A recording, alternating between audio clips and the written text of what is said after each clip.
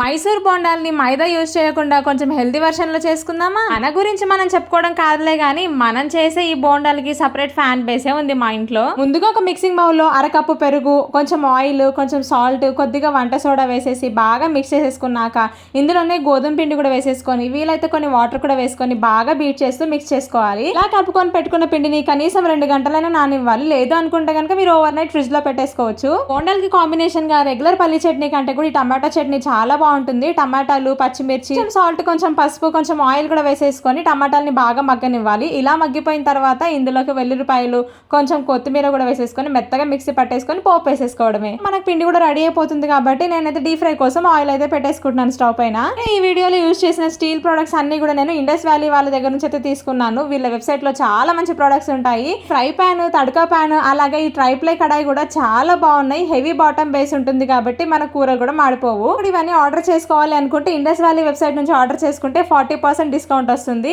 భార్గవి అనే నా coupon code use చేసినట్లయితే కనుక 40% తో పాటు ప్లస్ 12% డిస్కౌంట్ కూడా యాడ్ అవుతుంది మీకు. కిందకి లేటు వెంటనే ఆర్డర్ చేసుకోండి. ఆయిల్ బాగా వేడెక్కిన తర్వాత ముందుగా నానబెట్టుకున్న పిండిలో కొంచెం జీలకర్ర, వాము వేసేసుకొని బోండాలు అయితే వేసేసుకోవడమే. చాలా బాగుంటుంది. ట్రై చేసి చూడండి.